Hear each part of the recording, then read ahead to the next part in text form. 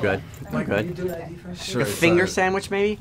Like a little, Like like a lady delightful, Little like a finger some finger sandwiches. Does that feel like what we should order at this hotel? Finger sandwiches? So maybe just like a small little snack?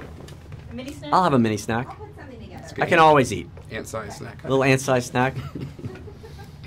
So first of all, this movie was really, really funny. I mean, how did you balance the humor with still pushing the story across? Because I mean, the audience was just going crazy in this film. Oh, excellent. Well, thank you. I think it's something like that's important for the Ant-Man movies and now Ant-Man and Wasp to keep that humor alive. It's very specific tone.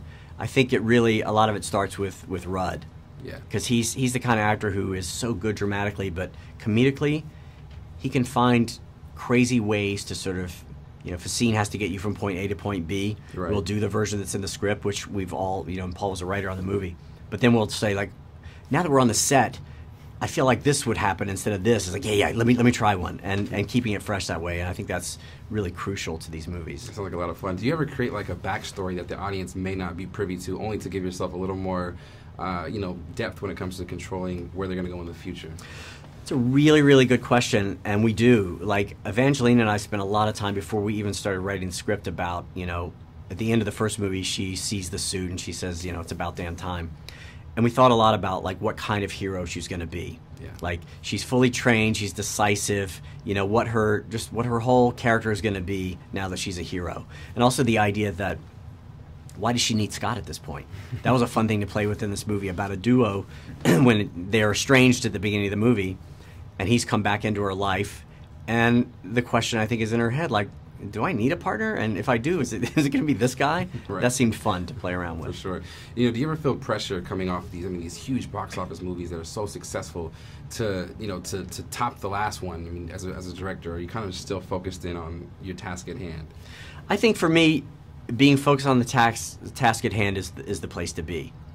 You know, this has been a big year for Marvel. Black Panther, Infinity War, and now our movie. And those two movies, which are both amazing and are juggernauts, we're a different thing. Yeah. We're like a smaller, sort of more intimate comedic thing, and someone referred to our movie as a palate cleanser, which is like, oh, I had to think about it, but yeah, okay, that makes sense. I'll take that.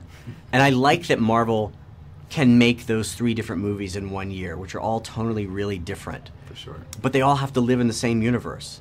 And I think that's a really, it's a fun thing to be a part of, and because it's really creatively challenging. Absolutely. I mean, coming off of, you know, Black Panther, I mean, literally in the real world, studios are over here trying to figure out the playbook behind Black Panther, Yeah. given its success. So I'm curious if it has the same effect within the universe itself, the Marvel universe itself, given the fact that Black Panther was such a big success.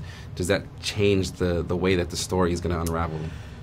I think it doesn't fundamentally change it, but I think everybody at Marvel is aware of what the other person's doing. You know, when I was in prep on Ant-Man the Wasp, Ryan Coogler had an office next to mine, and now, you know, I've been spending time with the Russo brothers, and so we know what the other people are doing, and we also know that what we're doing is different from each other, but it all has to live under the same umbrella. And it's really cool. So it's especially cool because as a director, you don't always have a lot of contact with other directors. Right. Yeah. And in this thing, it's like it's really fun to kind of talk to each other and sort of see how the different directors work, and that we all have to work it within this unified thing. I find it really exciting. Absolutely. Well, thank you so much for your time. We look forward to a lot more Thank of your you. work in the future. Thank you. Yeah, thanks. Okay. Pleasure.